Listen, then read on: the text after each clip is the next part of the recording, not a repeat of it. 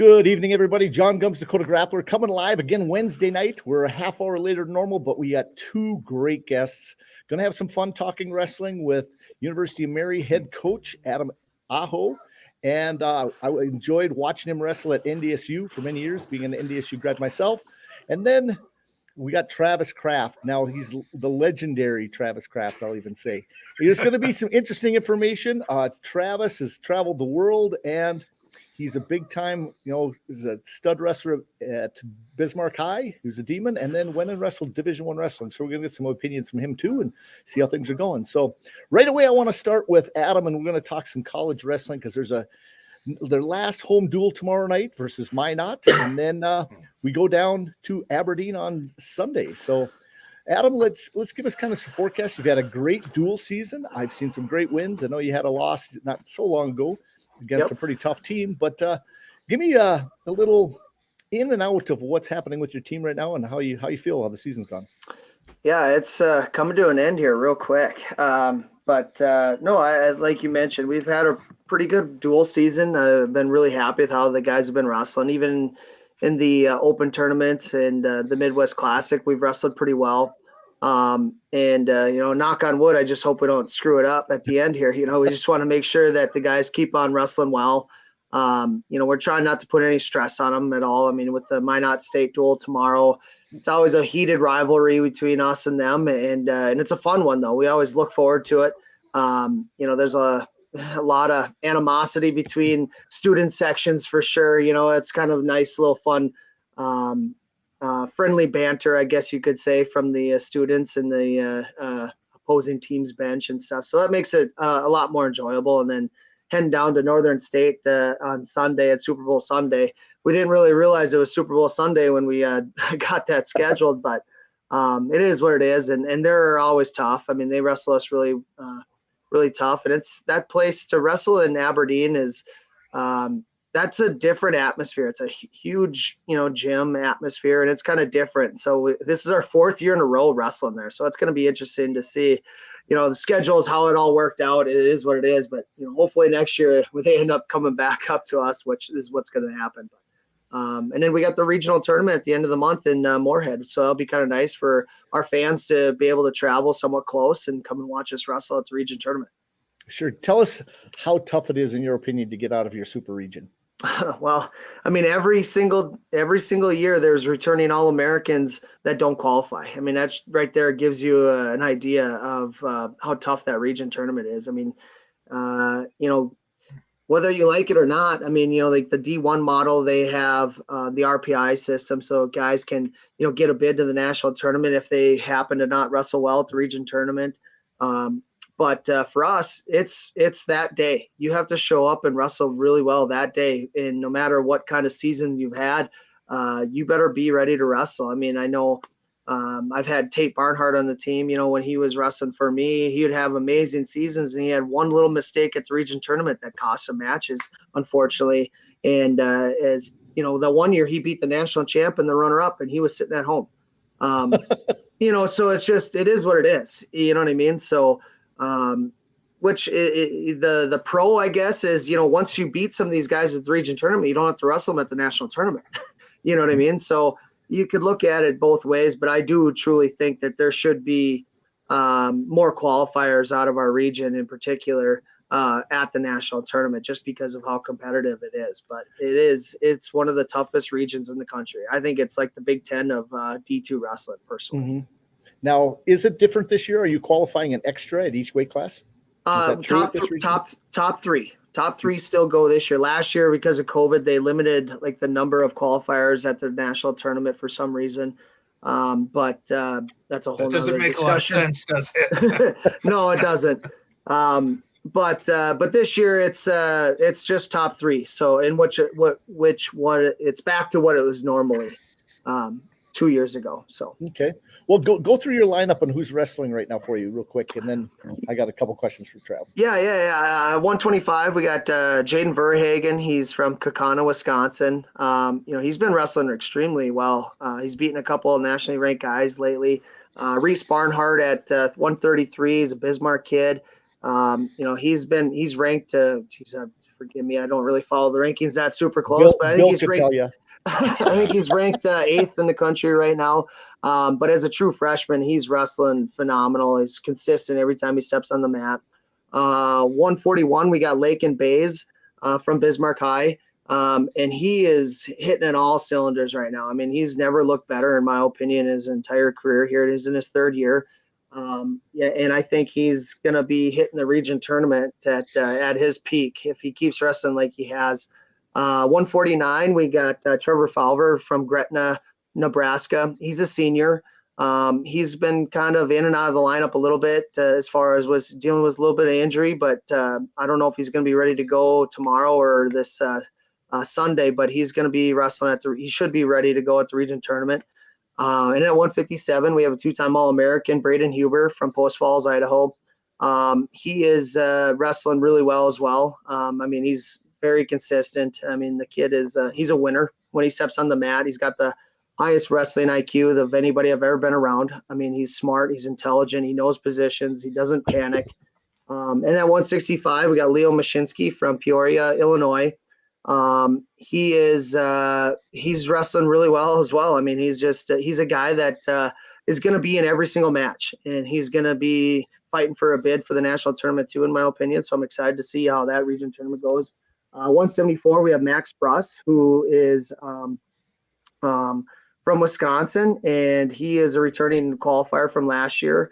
And, he was a round of 12 guy last year. He beat a guy early in the rounds of the national tournament last year that ended up placing. And unfortunately, Max, if he'd have had 2 more seconds left, he would have got a takedown to be an All-American last year. But, it is what it is. And then 184, we have Wyatt Lidberg. He's from St. Michael, Minnesota, wrestled at St. Michael High School. And, he's a redshirt freshman. He's been wrestling phenomenal too this year. I mean, he's a guy that he gets better every time he's on the mat. When he's confident, he's going to be showing up and he's going to give anybody fits. And then at 197, we have Matt Kaler from Legacy High School. We call him a bully because nobody wants to wrestle him in the room. And he's a guy that he's aggressive. He's physical. I don't care who he's going to wrestle. We believe he can win, and that's with anybody in the country. And so he's fun to watch, and I think he's going to be fighting for a qualifying spot as well. And then at a heavyweight, we got Gerardo Jaime. He's from California. He's in his 5th year. He's been a national qualifier before for us at heavyweight. So and he's been a little inconsistent at times, but when he's on, and he can beat anybody. So it's going to be fun to see him compete at the region tournament as well. I mean, obviously we got 2 more duels left, but we'll see how that goes. Well, that's awesome. I've been paying close attention. I'm a big fan of Mankato and St. Cloud and pay attention to their teams a lot. And you took down Mankato. Is that the first time you guys have beat them? First time in program history. Yeah. Yep. So that one kind of felt good. I mean, even though I coached with McCoskey for 2 years, I mean, he's a good friend of mine, but it's just one of those things. Nice to take him down. It was, yeah. And, they're tough, but it was just, the confidence in our team right now. It's I feel really confident when our guys step on the mat that we can compete with anybody. So, no, but it was, no offense to Jim, but that one felt good. Okay. Yes, definitely. Any promotions for tomorrow night to get people out there? I'm going to spread the word. It'd be nice to get a big crowd.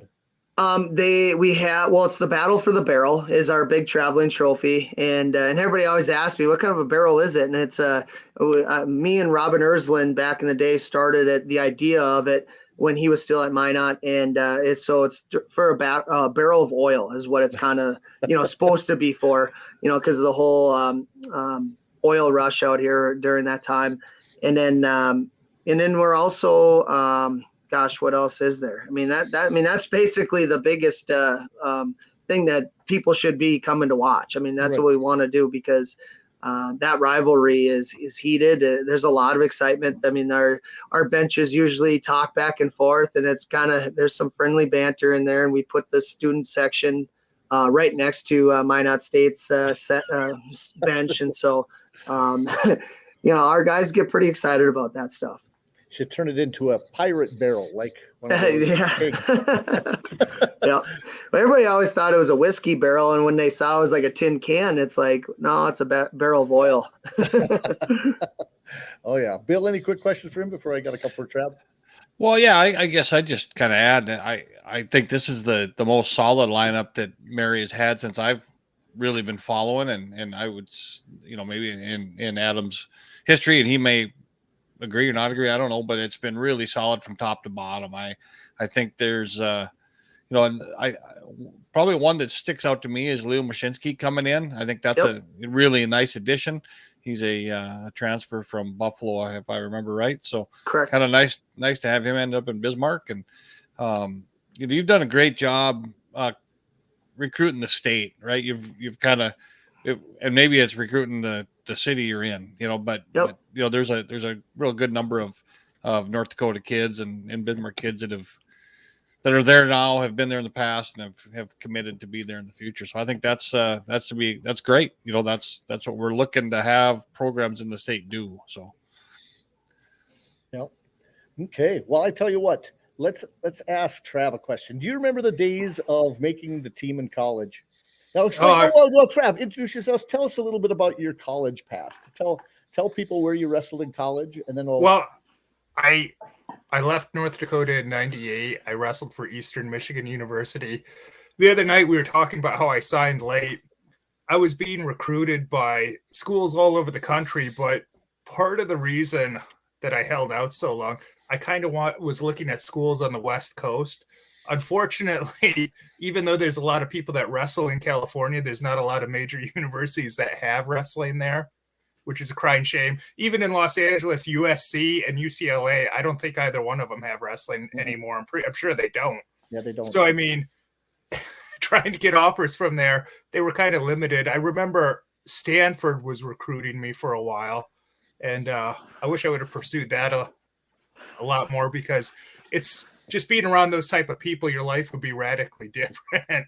That the type of people they are rubs off on you, mean successful people. Mm-hmm.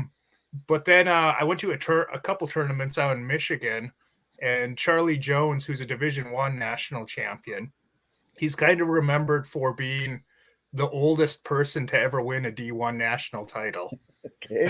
So, but he found out somehow that it was late in the year and that I hadn't signed. And I'd taken some recruiting trips. I remember Central Michigan was recruiting me. Borelli, I believe his name is, still coaching there. Supposedly, my dad was telling me, he heard something the other day, that he has more wins in Division I wrestling, second only to Dan Gable. Okay. So, but Charles Jones, the coach of Eastern Michigan, he ended up calling me up at random out of the blue, and he said, "Hey, I heard you still haven't signed yet. Would you have any interest in coming out here?" So, being to Southeast Michigan a couple times fairly recently, I was kind of excited by that. I thought, yeah, it's definitely an interesting place if I'm not going to go to the West Coast. And I say interesting because I don't necessarily mean it's a good place. Right. But it's interesting coming from North Dakota. Like, I remember my senior year, Edinburgh flew me out. They had a very good team at the time, and they flew me out. They had a guy that just took second in the nation at 197. And so they flew me out there, and they said, you'd be training with this guy, all this great experience. Bruce Baumgartner was the athletic director there, actually. And when we went out in the town of Edinburgh, I thought, oh my goodness, I can't go to this school because there's literally nothing. They're like, we have a Walmart now, and that's quite exciting, which is the most exciting thing in that town. And I got back from the trip, and I told my dad, yeah, I can't go there, Dad. That place is out in the middle of nowhere. And my dad thought, well, that must really be something from a kid coming from North Dakota if he thinks that this place is in some remote area. So I kind of nixed that. Actually, Chad Renner was coaching down in Chattanooga at the time. He just got a job. I took a recruiting trip down there, and I was quite intrigued to go down there, mainly because he was there, especially growing up watching him wrestle. He was someone definitely to look up to, especially, he's a tall guy, dark hair. We have those similarities at least too. And he was actually the winningest wrestler at Bismarck High till I broke his record. And I remember one time he mentioned that to me. I know he was pleased, but that probably didn't care actually, but giving me a little bit of grief. So But, do you remember your freshman year going in and what kind of battles you had to make the team? well, actually, I was always the number one guy at my weight class. At this time, too, I was mostly going for the scholarship, for the opportunity to do something else. So unfortunately, wrestling at that point kind of became a job to me, and it sucks all the fun out of it. But they recruited me, expecting me to be the guy. They were going to let me redshirt my freshman year, which I did, and I had a pretty good redshirt year just going to open tournaments. And we had wrestle-offs then, like any school, whether they're a big school like us or a small school, you have the wrestle-offs. But I never had any problems making the team, which was fun actually, because they would hold those like a duel. They'd have a public audience. You're under the bright lights, everything's darkened, and those were always fun. But I had a pretty good training partner. The guy in the weight class below me was All-American Mike Feeney. So I remember going there, and first day of practice, I'm like, I'm going to team up with this guy. I didn't exactly know who he was. It was like an unofficial practice even before school started, like the week before school was starting. And I thought, okay, I'm going to go with this guy. And I said, let's go top bottom, because that's kind of where I need to work on doing freestyle all those years. And he got on top of me and he gave me a vicious beating just because he was so much more serious. This guy's from Ohio. And I later found out I should have said, hey, let's go on the feet together, because where I had the advantage. But like that was kind of a wake-up call for me. Like I said, doing freestyle all those years, which, as I understand it now, the youth, they do folk style from an early age, which I think is fantastic. But that was definitely a weak spot. But that's also why I said, hey, let's go in that position, because that's where I knew I needed work, especially going to another level. Mm-hmm. Well, awesome. Well, Bill, do you have any questions for Trap right away? Yeah, I guess I'd even throw it back a little bit further. Obviously, we know who you are, Travis, and we're kind of a North Dakota legend. But I know I get a lot of comments on the show, later that people that have come to the sport later, they got youth wrestlers now. Give us a little bit of your history starting out wrestling and kind of how it went through college and your freestyle career at the youth and junior level. Oh, well, that's quite extensive, but I remember, I believe, going way back to 1988, before I really had much of an idea of what wrestling is, my dad took me to a Bismarck High wrestling match. And I didn't know anything about wrestling, but sitting there in the stands with my dad, I just watched it and I thought, this is awesome. I can't wait to be one of those guys out there doing that. I can just imagine myself doing this. So I couldn't wait to start wrestling after that. My brother actually started a year before me, and I got to watch him a little bit. But then once I got into it, I got good very quickly. And a lot of people, someone asked me the other day, do I think it's because I'm just natural, or do you think it's because I had good training? And it's actually a product of both. Coming up in Matt Pack and Milo, plus my dad, he was a former wrestler, but he studied wrestling later on. And so I had a lot of help, good coaching, but it was also very much, I believe, naturally geared to doing it, because I just had the mentality. And I was just watching last year some of my matches from my first year of wrestling, and I was actually quite impressed with myself by how good I was that first year, because even though I was a beginner, so I didn't know a lot of moves offensively, I didn't make a lot of mistakes. I wasn't out of position too much. Even watching guys today, some high-level guys, you see some kind of dumb mistakes that they make. I didn't make a lot of mistakes, so I was quite impressed by that. Of course, like I didn't know the moves, so I'd be watching things and be like, now I'm like, oh, this move was open there, that move's open in that position. But, being a beginner, I didn't know that stuff, obviously, but I wasn't doing dumb stuff. Like you see a lot of guys falling over practically. Even some guys high level, they try some kind of crazy throw where they don't set it up properly and they're not in position, and it just looks awkward and silly. So I didn't see a lot of that even going back to my first year. even though I didn't have wrestling shoes, so I'd go to the tournaments and people would think like, oh, this kid must not be very good. He doesn't even have wrestling shoes. I had like the cheap Kmart Velcro shoes or whatever it was. But so I think I was a natural, but also coming up in MAPAC and having such great coaching, both through Milo, through my dad, Scott Nolan too. He was always around me from a very early age. So I had first class, world class coaching. So that really helped from an early going. I got very good. And then, I just kept learning from there, kept trying to build on it. It's a process that you go through your whole life. You're always trying to get better at things. Even if you're already pretty good at it, you want to be better. Mm-hmm. So how many times did you win state again? In high school? Yeah.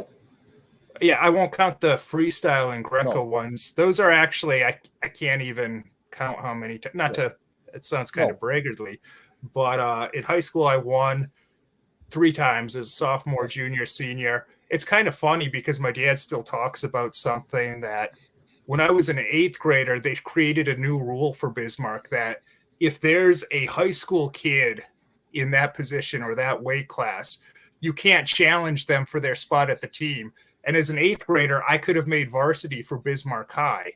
But like that, they started that new rule. And my dad says to this day, I'm probably the only one they used it to hold back. So I couldn't wrestle varsity as an 8th grader. Then I got to go as a 9th grader. And what weight? Was it? Well, I wrestled 152. I had a very tough weight class. I was a freshman wrestling all seniors, basically. We had Terry Merkel from Mandan, who was very tough.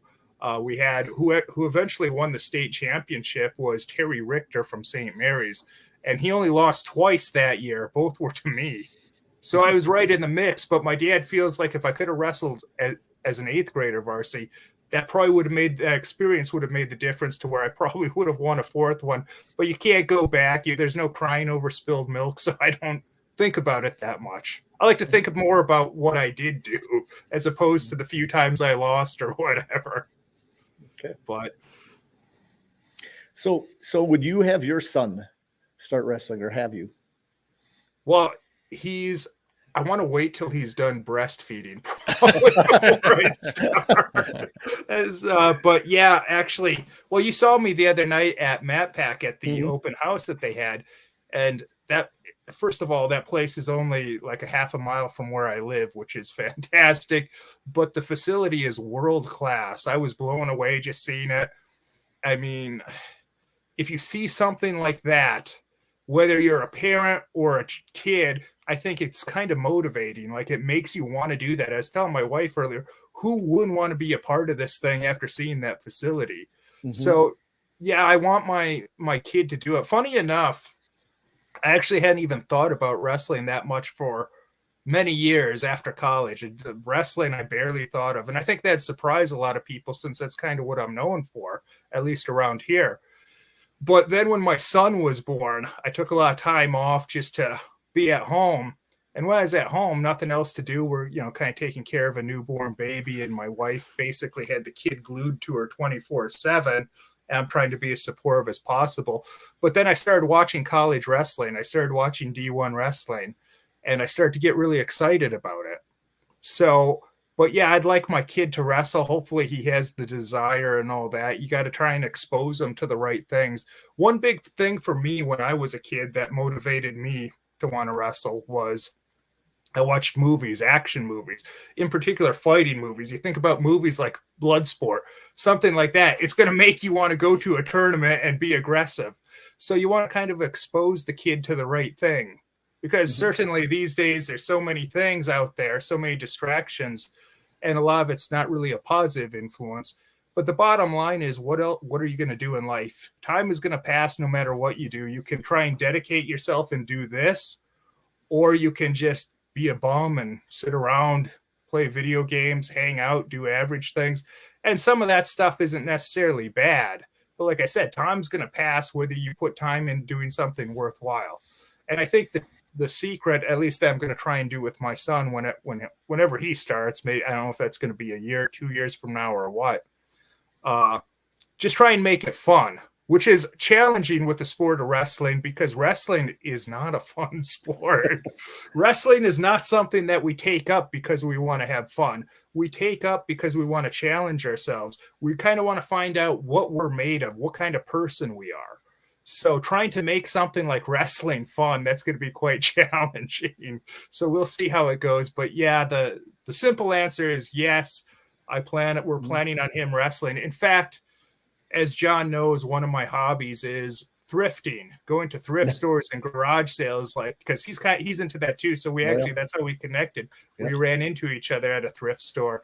But kids' wrestling shoes, they're very expensive. But if you go to garage sales and stuff, you can get them dirt cheap.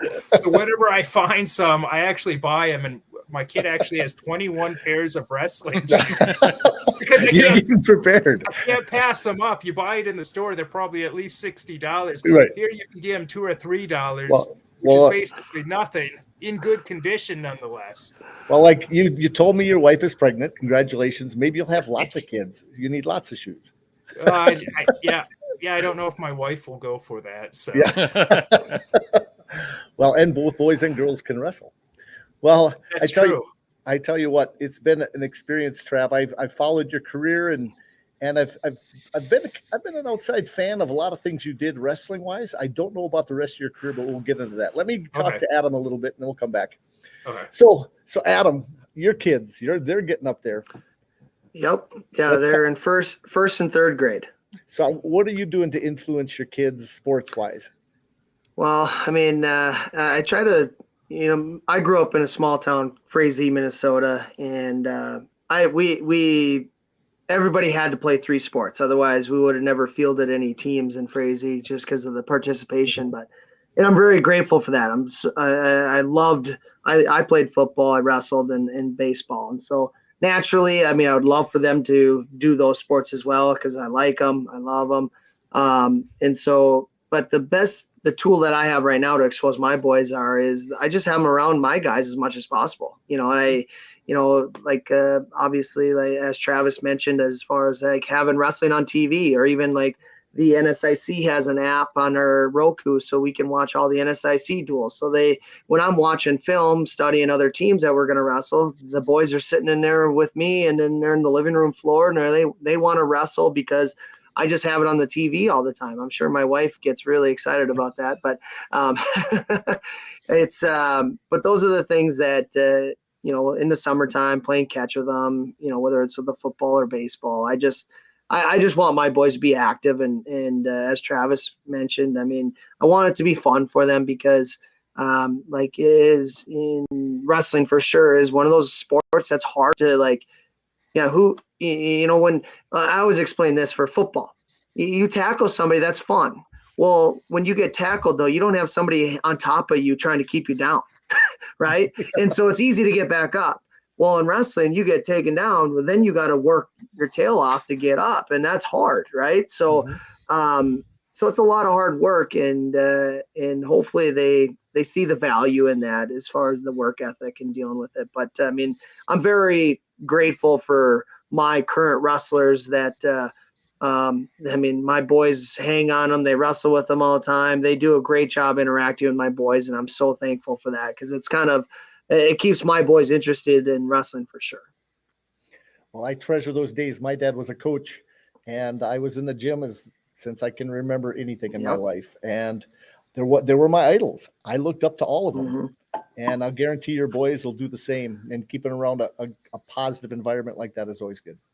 Yeah, they know. Go ahead. No, I was just going to say, Bill did the same thing with his boys. Both of them. Yep. Yeah. No, that's a great tool. Yep. Hey, Adam, I got a question. You mentioned Frazee. How exciting was it, and what did it mean to you to be able to bring that team to Frazee for a duel against Concordia? That's not an everyday occurrence, and we've talked about those kinds of things happening here in the past. We think it's really cool. Yeah, no, I mean it was pretty special. I mean, growing up in a small town, I mean, there's a good thing because like you'll get known for everything, but then also if you mess up, boy, everybody will know too as well. So, but but I was very grateful to grow up in that atmosphere and be able to have that duel against Concordia. So I thank Quincy a lot for allowing us to do that. And Frazee wants us to come back next year again. And they talked about us dueling Moorhead there because Travis Nagel, who's now the current head coach at Frazee, he wrestled for Moorhead, Minnesota State Moorhead. So they want us to come back again, and I hope we can do it on a Sunday if possible, just because I know then there's no other wrestling going on, and we would be able to pack that gym. I mean, during my career at Frazee, there was only one duel that I can recall that wasn't absolutely packed. And I mean, not saying our gym wasn't huge by any means, but I mean, and I'm talking about kids sitting around the edge of the mat, sitting on the banging their feet on the stage. And I mean, so I hope and I pray that we can do that and we put on a pretty good show in front of a lot of people, especially in that area. I mean, it's a rich wrestling community, and anything that we can do to expose more and more people to wrestling, the sport of wrestling, I think is a good thing, because I think unfortunately there's the participation in wrestling in rural Minnesota schools has dropped dramatically, and so hopefully they can kind of get it back up to where it was in the glory days. And so yeah, I'm always for doing something unique. I mean, we do our outdoor inter squad duel at the bowl at the community bowl here, and during our tailgating before a football game. That's an outside duel, an inter squad duel. And so the guys, I mean, I'm all for doing whatever we can to promote the sport. I'm kind of the idea guy. I mean, making it happen is another thing, but there's a lot of different ideas I have. It's just kind of going through it. Well, thinking about ideas, not that you would be involved necessarily, but what would it take for Mary to get women's wrestling? Well, I know Dale Lennon, my AD, he's talked about, once the conference sponsors the sport, then we would add it. That's kind of what he said. Oh, so really? So if the conference, if the NSIC sponsors it, then he would be all 100% on board with adding it. Okay. I tell you what, that'd be a big step. Minot, Yep. Jamestown, Mary, that would be huge. Yep. Yeah, definitely. So what else is new for you, Bill, in your stuff with you're looking at College Miss last week? Oh, there was a lot of good matches. Obviously, there were some good duels. We had, Northern State went on a pretty big trip. They went to Upper Iowa and got a win, and then at Mankato. So those are two big wins. I think I have followed that program for a number of years now, and to see those kinds of wins happen, I think are kind of nice, right? I think wasn't that many years ago. This was a team that was at the bottom of the conference and looking to the top, and now at least we're up there in the top middle of the packet towards the top up there, right? I mean, and moving. So it's such a tough conference, and to get those wins and to get them on the road, Upper Iowa was a really tough place to wrestle. So that was fun. It was a good time. St. Cloud went into Mankato, had a pretty dominating win. I watched the Mariagi duel later. It's just that Augustana's really wrestling good. They look tough. So we're looking forward to that regional tournament to see what happens. And you mentioned that tournament, how tough it is to get out of. It's maybe my favorite tournament of the year. I really, really, and that's obviously it's a lot easier to enjoy it when you're watching from the stands. It's a meat grinder, man. I've gone to that tournament, I think, since probably 2014 maybe, which was before Billy was ever in college, obviously. And it's just, that was back then. There was maybe 5 qualifiers back then, but there was less regions, right? So I mean, but even that, that true fifth match, you saw a lot of those late at night. I mean, after a long tournament. So yeah, it's a great match. It's a great tournament. I recommend everybody go if there's any chance you can get there. It's obviously the week after the North Dakota State tournament. A lot of people are wore out from that, but it's really a lot of fun. So Did watch, some pretty good Division I wrestling too. We got to see Wisconsin go into Iowa. We talked a little bit last week about Iowa and DeSanto and RBY, and, Nice. and I hear a little of that, in town here too, in some of those discussions, and you just, it's almost like you got a newfound respect for a guy like, let's say even RBY, to wrestle a whole, be able to keep stopping that shot when you see a guy like Kyle just, cannot stand up to that pace. And right. He just keeps coming and coming. I knew it, obviously he's tough to wrestle, but yeah, so it you kind of build on those things throughout the season and get to kind of see all the different things happen. It's pretty interesting. So we're kind of coming down to the end on that side too. So So Trav, who's your college team that you follow D1 wise? Do you have any particulars that you pay lots of attention to? Currently, yes. Well, of course, Iowa and Penn State, but also Oklahoma State, mostly because of their 97-pounder, who unfortunately is out right now. Right. But I think he's probably the most popular guy in college wrestling today because he's got that personality. He's intriguing, which I think which is what the sport needs. He's just an interesting person, whether you're watching him do an interview or he's shooting guns on the internet or whatever he's doing. It's fascinating. And who's really fascinating, I think, even more than him, is his father. His father only has a couple interviews out there, but I think a lot of other guys, they're kind of watching his dad because it's kind of like a blueprint. Like, what did this guy do? And of course, if you're a wrestler, you want your kid to be a good wrestler, but there's a lot of other areas of life. You want to make them a good man, basically. All that's kind of has a lot of skill sets other than just being good on the wrestling mat. That's as important as that is. If someone sticks a microphone in front of your face and you sound like an idiot afterwards, that's not really what you want. Or even you just go to some sort of social setting and you don't know how to walk up to someone and say, "Hi, I'm so and so," and shake someone's hand and have a decent conversation with someone, which is a lot of people out there like that, regardless of what their background is. So you want them to have lots of skill sets, but I think AJ Ferrari Sr., his dad, is just, he only has a couple of interviews out there, but I think they're fascinating. I think a lot of dads are kind of looking up to him as a dad, and they're trying to follow that blueprint as to what he did that made his son so outstanding.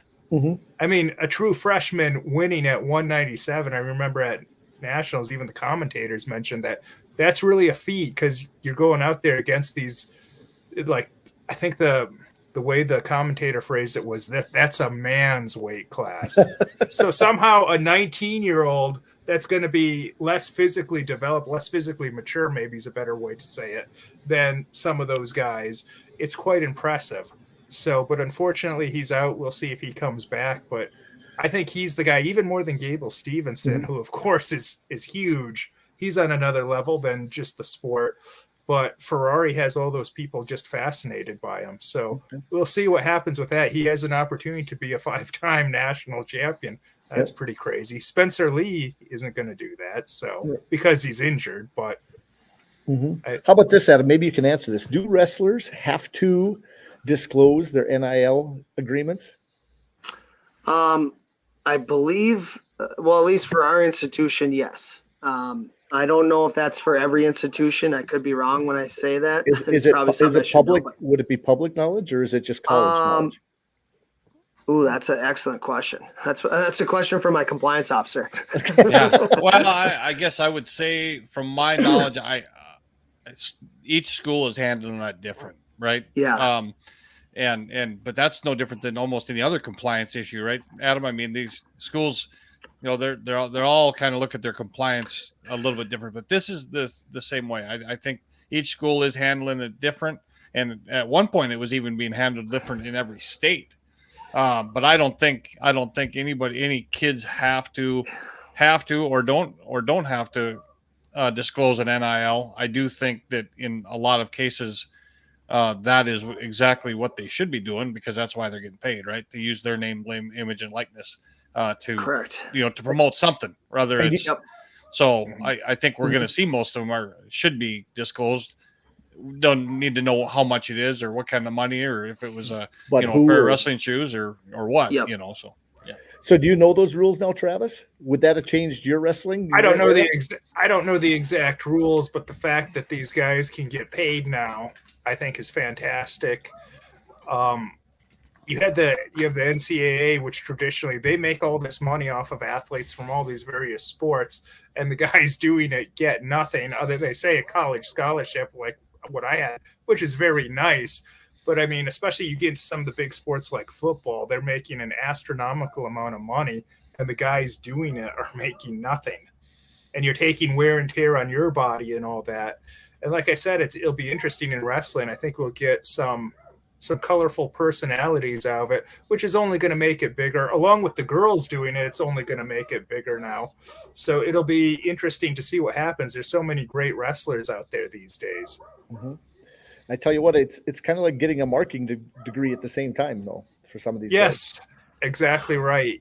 So the guys that maybe you don't really want to see it develop into professional wrestling where they're doing the interviews, kind of like you saw the UFC. If you followed that, it started out they're just athletes and they're humble and everything. Then they realized that they have to be colorful, and now it's almost to the point of not being a sport anymore. It's like they're just making matchups based off of popularity, and the guy that gets the shot isn't necessarily the guy that is the next guy best in line. He's the guy that talks the best and markets himself the best. So you don't necessarily want to see things go in that kind of an extreme position, or where guys have to play a character and act. But you want to have them showing personality, and now with the internet, it's the perfect time for it. See, I think some of the money should actually go back to the team too. I think a percentage of NIL money should go to the team, because that's also who's promoting them in general. Something I've thought about a little bit in the past, that guess what, if Gable Stevenson, he is bringing people into the stands, but if he's going to make, let's say, six figures, I think some of that still, I don't know, the program, some smaller programs might need it. I don't know how the best way to explain that yet, but in my mind, I'm going, guess what, there's part there. I don't know. Because there's going to be bigger dollars along the way with some, and then some will get nothing. Well, yeah. A lot of guys, especially in the sport of wrestling, are going to get nothing. That's the way it is. So, especially at smaller schools and whatever, you're just not going to have the opportunities, unfortunately. But yeah, that's the majority of people. It's like any industry, probably, whether it's Hollywood actors or YouTubers or coaches, even. You have like a small percentage making a ton of money, and those are the people you hear about. But then 95% maybe make very little, or they make a small fraction of that. So, but yeah, you're going to see a lot of people left out, but that's just the way kind of life works in general. Life isn't fair. So it's one of those hard, ugly lessons that you need to learn in life. The old commissions from the door, maybe the wrestlers should get. They're bringing people in. I don't know. That would be interesting. Like you start giving them a cut of the gate, then let's see how guys promote it. But you really have enough motivation to do that anyways. You want people to see you. We are competing because it's something you want to do. You want people to take notice of you. It's kind of like I had an art teacher at Bismarck High that said, well, if you create art, but no one sees it, is it really art? Probably not, in my opinion. It doesn't really matter at that point. So in some ways, the more people that see something, the better. But unfortunately, with movies, with any kind of entertainment, often it's not the highest quality stuff that gets the audience. That's probably why wrestling doesn't have the audience that certain other sports have.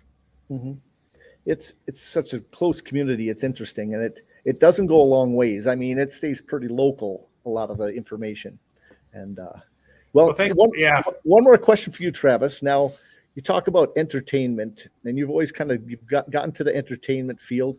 Give us a little insight of some of the best pictures or like little things you did off to the side. I know you did a little bit of modeling. You did different things. You were in the Philippines. I did a lot of modeling. Well, I went to college. As mentioned before, I wanted to go in California. That's because that's where the entertainment industry is located. And but I ended up going to Michigan. I got my film degree. And then I moved to LA after that, and I did some acting. I did a lot of modeling. I had a pretty good career as a male model. But when I was in Los Angeles, I kept going out of the country for sometimes long periods of time, sometimes as long as 9 months. And the country I liked the most was the Philippines. So eventually since I loved it so much, I decided, well, I kind of want to move there because I just love being there so much. And at that time I'd met my wife who's from there. So for a while we had kind of a long distance relationship. But in 2012, I decided just to kind of make things happen and set up my life so I can be there and I can have income and everything. Around 2007, when YouTube came out, I started my YouTube channel, which you can see some of the comments I made on the side. And I just got fascinated by that much more than mainstream movies or television. I just thought what was going on YouTube was incredible. It was blowing my mind, and it was consuming more and more of my time and more of my thoughts. So I worked on building my YouTube channel up. And then I moved over to the Philippines in 2012 with the idea that I'm going to do a lot of really cool little documentaries and stuff. And I did a lot of that. And then, of course, things evolved and stuff. And also doing acting over there, modeling over there. I starred in a theatrically released film called Ang Turkey Man Ay Pabo Rin, which in English means turkey is like the Filipino word for turkey, pabo. That's turkey in English. It's actually a Thanksgiving movie. And Thanksgiving's not a holiday that they celebrate in the Philippines. It's an American thing. So that was kind of unique, but it was just awesome, like a dream come true. Going to a movie theater over there, and you can see yourself projected up on the big screen acting and doing that. So that was one of the highlights. Of course, my YouTube channel. I'd done a lot in modeling. Another big thing I did that someone was asking me the other day, of everything you've done, what's your favorite thing? I guest starred on an hour-long sitcom in the Philippines, and the episode was all about my character. And that was it was seen by millions and millions of people. And like, that was a real highlight. I remember going back, like way back to like 2007, 2008, roughly. In the same week, I did a shoot with Lindsay Lohan. I shot for Harper's Bazaar magazine, which is a big fashion magazine. Me and Lindsay Lohan did a photo shoot together. Then 2 days later, I did a TV commercial for a Courtney Cox show. Now, it was only me and Courtney Cox in the commercial, but I didn't actually meet her because we shot at separate days, separate times. But after that week, I was thinking, boy, okay, I guess I'm on my way to being the next Hollywood superstar. Well, I didn't necessarily play my cards right after that. I was focused on some other things. But yeah, that's a little bit of my career. Well, I tell you what, it's very interesting. Now, how about this? How long did it take for you to learn Filipino? Give us a couple lines there, and then. Well, I could say "Sira ang ulo mo," which is kind of a joke. I'm saying you're crazy, something like that. Okay. It's kind of a humorous thing. But how long did it take? Okay, I'll introduce myself in Filipino. Ako po si Travis Kraft. I am Travis Kraft. I was teaching some people last week some Filipino lines, some people from here, and they kind of enjoyed it. But that was kind of a work in progress, kind of like how I kept going back and forth between there for several years.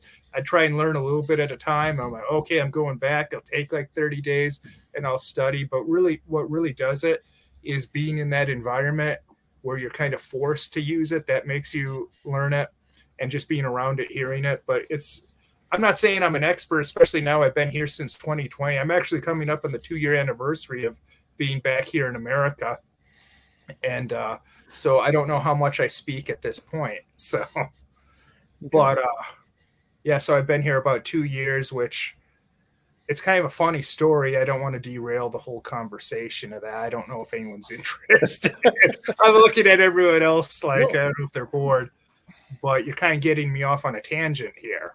And I don't normally speak about myself this much, but since you're asking questions. I was, yes. Well, I was interested because I've had a lot of people ask, what have you done? And so it's nice for a little update. I do appreciate everything.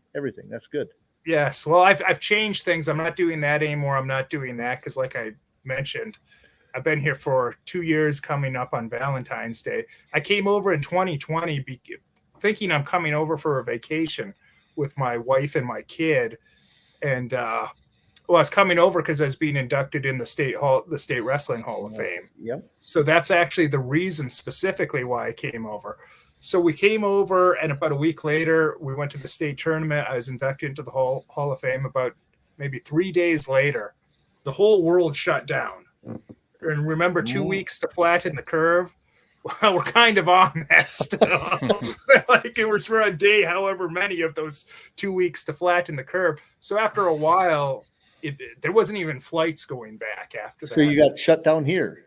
Yes, basically, like people say you got stuck here. I don't really think of it that way because I tell people out of all the places in the entire world to be right now, this is about the best place on the entire planet to be. North Dakota, South Dakota, maybe Montana, a few places like that. Because even other parts of America right now, I wouldn't want to be in. I wouldn't want to be in California right now. So it's just been the biggest blessing of my life to be here.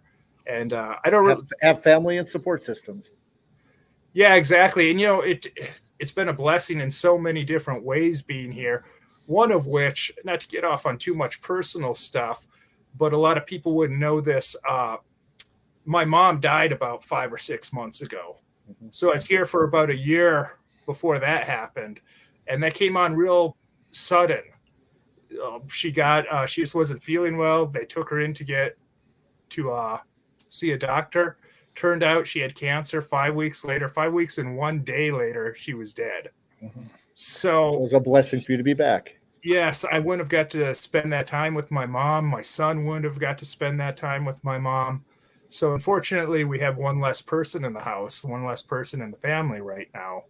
And it's kind of funny. My wife has been bugging me to cut my kid's hair because he's getting a little shaggy and it's looking a little sloppy. I probably should do that. And I have maybe kind of a silly reason for waiting so long. The last time I gave my son a haircut was exactly 2 weeks before my mom died. And in my mind, I say, well, she hasn't been gone that long because my kid hasn't even had a haircut since then. So maybe it's kind of a silly reason for doing that, but that's basically what it is. But it's just been a huge blessing in many ways being here, and everything worked out perfectly. Like the timing of me being inducted into the Hall of Fame, if I wouldn't come over here for that, I mean, I can't imagine exactly what my life would have been. Eventually I would have had to try and not only get myself over here, but my wife and my son as well. Okay. No, that's a great story, Trav, and I wish you the best and all that. I know how tough it is when a parent passes and stuff, and we all have to go through it. We can't live our whole life, and eventually, our kids will have to, probably put us in the ground too, hopefully, instead of, the other way. Part of the reason, like I mentioned, is why I even bring that up. I know a lot of people in the wrestling community, they know my mom. They know her fairly well, actually. So I know a lot of people don't exactly know that she's passed away. So hopefully that answers some questions if they don't see her around. So, okay. Well, great deal. That's a great story. Okay. Well, let's keep going a little bit more. I want to talk Class B wrestling a little bit. Not that you guys, this is between probably Bill and I a little bit, just to keep the wrestling going. But we found out who won the regions, and Carrington found a way in. I was thinking Carrington actually had a great tournament. County. Yeah, they had a great weekend. They had a real nice win against Pembina County. It didn't matter how you drew that duel up going in. It looked like the very best case scenario. I think Carrington could have maybe squeaked out a 1-point win in the duel, and they ended up, I think, winning by 13. Everything kind of fell in right. So, and actually the championship match against Central Cass, kind of came right down to the last match too, or second last to last match, which was crazy. I mean, that was a match that each wrestler had the other guy on his back at least twice. It was really exciting. It was a lot of fun. I mean, it unfortunately, right, someone's got to lose that match, and we got a tough little 7th grader in the lineup that, he's 12 years old and he's got the dual championship on his shoulders. It was really a spot we should not be putting these, a 12-year-old kid in, but the days of the 8th grader not being able to make varsity is not, that's not today, it's Travis. We had, but it was really a great weekend. Central Cass wrestled well. They avenged an earlier loss over Harvey. So yes, out of the Region 2, it'll be Central Cass and Carrington going to the state dual tournament. And I really didn't expect it, to be honest with you. I thought there was definitely a possibility I thought they may had to have come back with a after losing early, maybe come back in a a challenge situation. But yeah, they did it as far as Carrington goes. The other regions, Region 1 went kind of as you would expect. Lisbon and South Border, two really, really good teams. Region 4, again, two really good teams in New Salem and Hettinger Scranton. And then out of Region 3, Kenmore Bowbells comes out of that region as a little bit of an upset there too, as well as Velva. So I think we got a nice matchup of teams. I think so. Class B is like, I'm jealous because you're going to get to do the commentary on both the Class Bs. I'd like to rotate with you at least for one of them. Yeah. And no, it's not going to happen. Good. I think there'll be some really good duels. I think it couldn't have been any better than last year, right? Last year we come down to what, criteria H or something in the dual finals. So it can't actually be any closer than that. But I think we're going to have it'll be, no, I don't believe the brackets are out yet. I looked yet again today and I haven't seen them.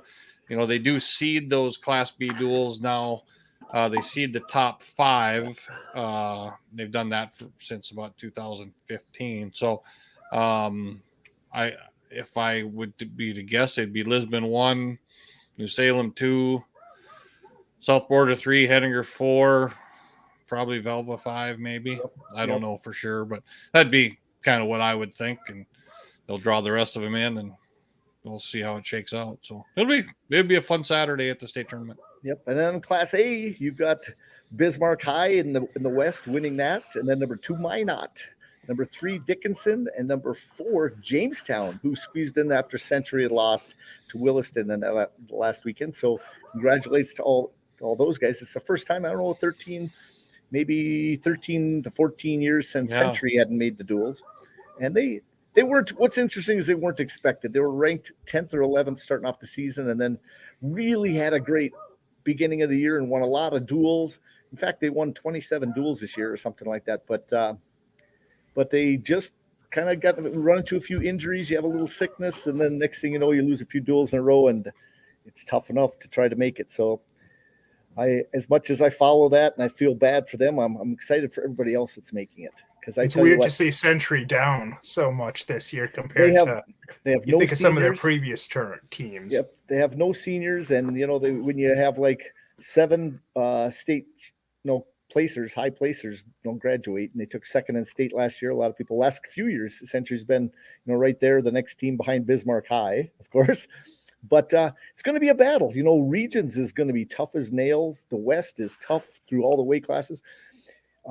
Compared to the East, now I know there's people out there watching the East, and I don't want to say that they're all down or nothing like that. They've got a ton of great wrestlers, but there are some weight classes in the West where there's guys that probably could place in state and they might not qualify for state too in a couple of weight classes. That's how tough they are in the West in some of them. So, but I tell you what, on the East side, you have a new leader. Like we said, we had their coach on, and I said he's the new top dog before he was the top dog. It was kind of my early prediction. And you have West Fargo Cheyenne ends up winning the East, and they get to be the number 1 seed. Number 2, I believe, Valley City? Number 3, I know number 4 was West Fargo, I think, and number 3 must be Fargo Davies. And so I believe that was the way it goes. And they do not seed those, except they just cross them over. So you have 1 versus 4, 2 versus 3, and so forth. So it's going to be a great duel. But right now, Bismarck High is by far, I say, head of the pack. You got another head or 2 above everybody else. And they just need to stay healthy. Having the state tournament on Sunday bears better for those teams because they can recover. You have the individuals just on Thursday and Friday, and having the duel on Saturday can reload these teams. They don't have to have pressure all the way through. And you never know what can happen in an individual. It takes a couple of injuries, and you could see what happens because there's some teams that could push, but I still think it's a battle for second place in that and trying to make the finals against Bismarck in that one. And it's amazing to see how St. Mary's is coming up because of Milmer coaching there. My dad gives him a lot of props, and he's been telling me about but they're going to be giving Bismarck High some fights probably in the future. Mm-hmm. Oh, so they're going to be one of the emerging teams. Well, so that's really interesting to see.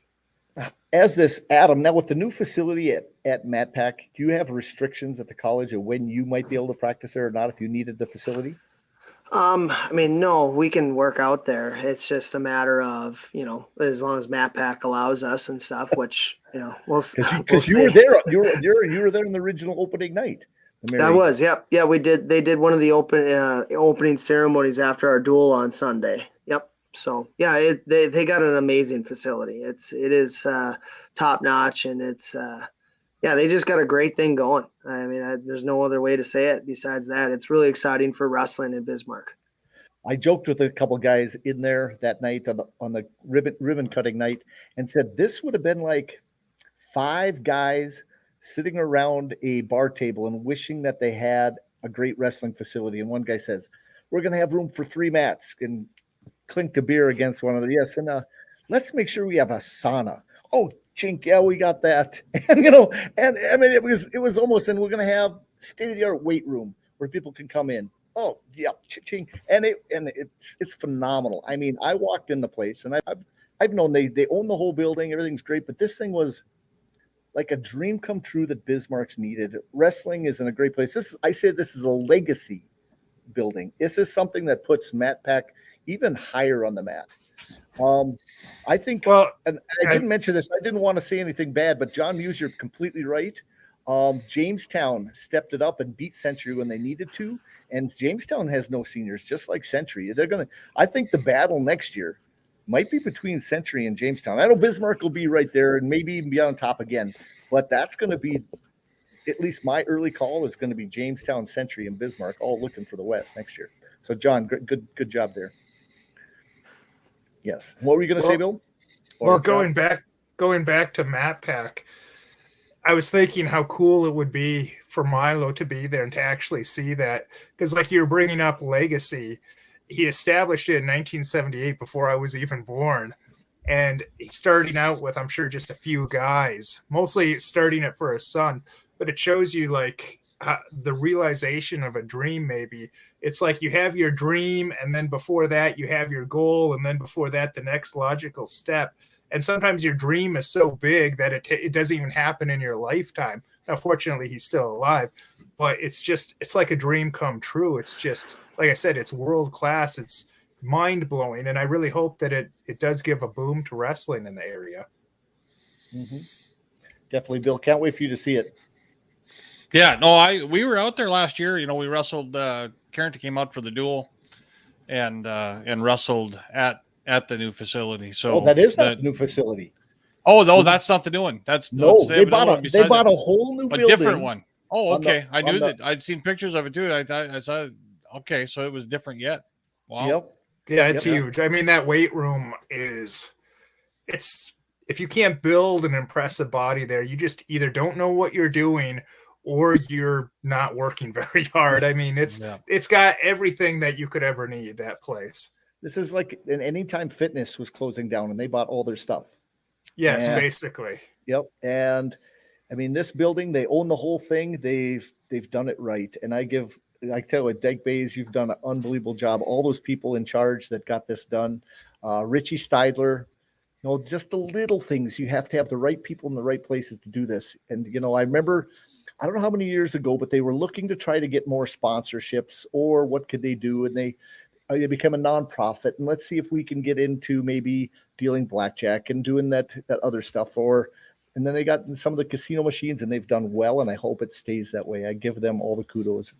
And I wouldn't mind talking to somebody that knows the whole ins out. I would like to bring that video. I don't know how they did that. Yeah. The whole video of them going through would be a nice little video of somebody just walked through the whole place, and I would show it on here and give people an update on how great this facility is. I'll probably do that.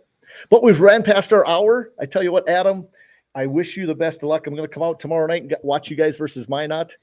I won't sit probably in the Minot student section. I'll probably close to the Mary people and find some people to visit with. But that you guys will have a good duel. I do see the best, and I appreciate it. Thank you. Dyke is saying the right thing. Hopefully this summer Milo makes it back for that. That'd be awesome. Proper dedication to Milo. And, you think about that. That's almost 45 years ago that he started that program. And I know a lot of the original members. They're really proud. I mean, I've received, even they asked me, I was in the picture of them, the ribbon cutting ceremony. I had nothing to do with it. But I had 5 people get a hold of me and say that, unbelievable. What do you know about this? And I said, I don't know enough, because honestly, and I told them to get a hold of Dyke, and I told them to get those people, because I remember wrestling in the armory up at BSC, and they had this, they had the little where they used to shoot the guns. They had a place where you could shoot inside the building. Imagine that. And Mat Pack changed every year. I'd come up in the summer. My dad would say, guess what? We're going to go to national tournament. Mat Pack has practices. Going to go to Northern Plains. We're going to go with Mat Pack. So we just show up there. That's 1978, 79, 80, those early years.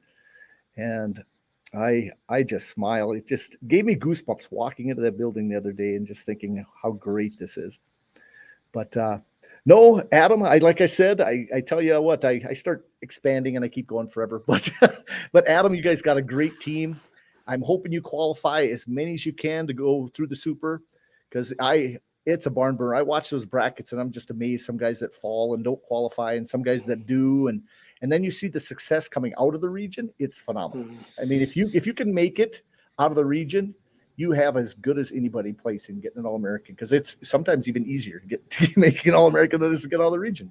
Yeah, you're right. And I appreciate you guys having me on. It's been a blast, and it's been fun listening to Travis and his stories and his story. So it's been, thank you very much for having me on. I appreciate it. And we'll do it again. I what's interesting is your email is always full. And so I've tried out at Mary, and I go, what the heck? How come I can't ever get a hold of them? So I pursued, and I got some information to try to get your phone number. So I do appreciate it from some people.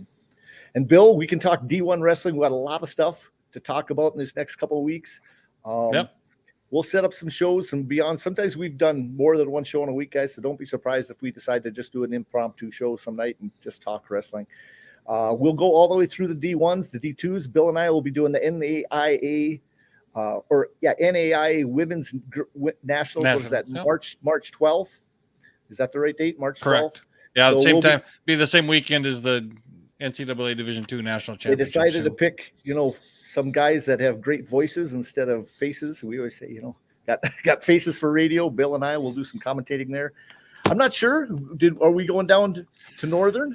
Are you on? Did he say anything? Yeah, you will be we'll both be there. I think you're going to be on the broadcast, and I'm not. I think we made an executive decision and put you in there. So well, that's pretty good. So we'll be down there for the Mary Duel. I'll be down at Northern on Sunday too. So I'll get to see you a couple times. I'll scout you out, so I have some good lines to say, and stuff like that. But Trav, again, thank you for coming on. We'll visit some. Make sure we stay in touch as the year goes. D1. I'll probably see you guys tomorrow night. Okay. Well, I'm going to try and make it. Okay. Well, good deal. Again, Jon Gums, Dakota Grappler, have a fun time wrestling. Go out there and promote the sport, guys. Wrestling can always get bigger. You guys have a great night. Later. Bye. Thank you. Thanks, guys.